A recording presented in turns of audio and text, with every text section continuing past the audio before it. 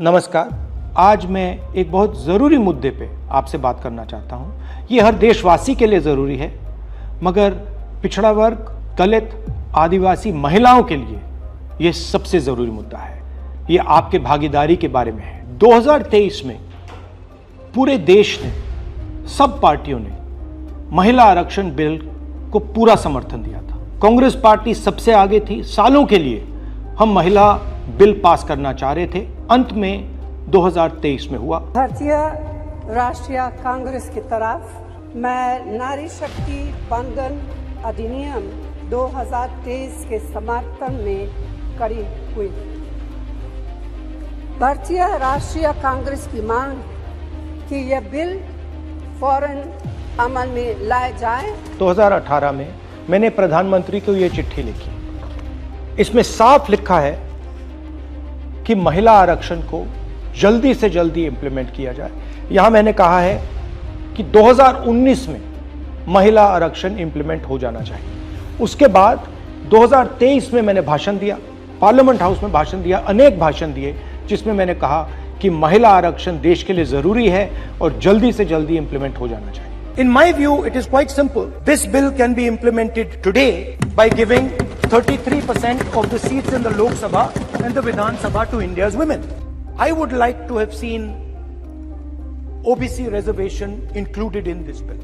I think it is very important that a large chunk of India's population, large chunk of India's women should have access to this reservation.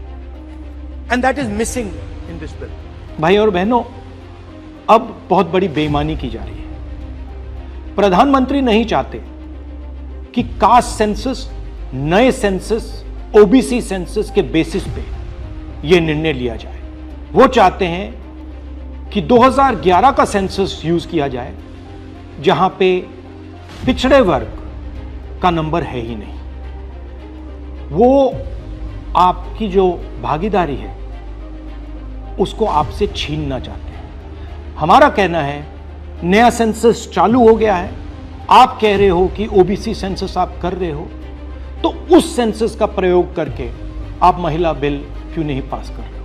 हमारा जो vision है एक बिल्कुल नया development का, विकास का paradigm हम कास्ट सेंसस के माध्यम से लाना चाहते हैं। और हम सेंट्रल सवाल पूछ रहे हैं कि चाहे ओबीसीज हों, दलित्स हों, आदिवासी हों, उनकी देश में कितनी भागीदारी है। नरेंद्र मोदी, आरएसएस और बीजेपी घबरा गए हैं क्योंकि कास्ट सेंसस का डेटा आना शुरू हो गया है और उनको मालूम पड़ रहा है कि पिछड़ों की देश में सचमुच कितनी आबादी है। वो नहीं चाहते कि आपको अपनी सच्ची आबादी के बेसिस पर भागीदारी मिले। ये सिर्फ पिछड़े वर्ग के खिलाफ नहीं है, ये एंटी नेशनल एक्टिविटी की जा रही है, क्योंकि पिछड़ा वर्ग 50% है, उसको भागीदारी मिलनी चाहिए और प्रधानमंत्री आपकी भागीदारी आपसे छीन रहे हैं और आपको झूठ बोलने की कोशिश कर रहे हैं। इनका जो प्रपोजल है, तो जो छोटे स्टेट्स हैं, साउथ के स्टेट्स हैं और नॉर्थ ईस्ट के स्टेट्स हैं, उनका रिप्रेजेंटेशन कम हो जाए, उनको भयंकर नुकसान होने वाला है और मैं इसको एंटी नेशनल एक्टिविटी मानता हूं। हमारा जो स्टैंड है वो बिल्कुल क्लियर है। अगर आपको करना है तो ओबीसी सेंसस का जो डेटा है उसके बेसिस पे कीजिए, 2026 के सेंसस के बेसिस पे कीजिए, 2011 के सेंसस के बेसिस पे मत कीजिए, क्योंकि उसमें ओबीसी का, पिछड़े वर्ग का कोई डेटा नहीं है। और अगर आप सचमुच में वुमेन्स बिल इंप्लीमेंट करना चाहते हो तो आपके पास वुमेन्स बिल पड़ा हुआ है, उसको आप इंप्लीमेंट कीजिए, हम आपको पूरा समर्थन देंगे। मगर पिछड़े वर्ग, सदर्न स्टेट्स, छोटे स्टेट्स के खिलाफ हम आपको काम नहीं करने देंगे। मोदी जी, मैं समझता हूं कि आप देश को मैसेज देना चाहते हो कि आप प्रो वुमेन हो। मैं जानता हूं कि आप एप्स्टीन फाइल से घबराए हुए हो। 35 लाख फाइलें यूएस में बंद पड़ी हैं, चाबी ट्रंप जी के हाथ में है और आप उससे डरे हो। मगर यह तरीका नहीं है।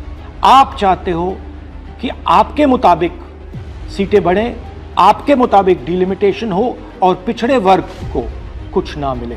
हम ये नहीं होने देंगे। पुराना डेटा नहीं चलेगा। 2026 कास्ट सेंसस का डेटा ही चलेगा। हम आपको पिछड़े वर्ग से चोरी नहीं करने देंगे। हिस्सा चोरी बंद करो। पिछड़ा वर्ग, दलित, आदिवासियों को उनका हक दो।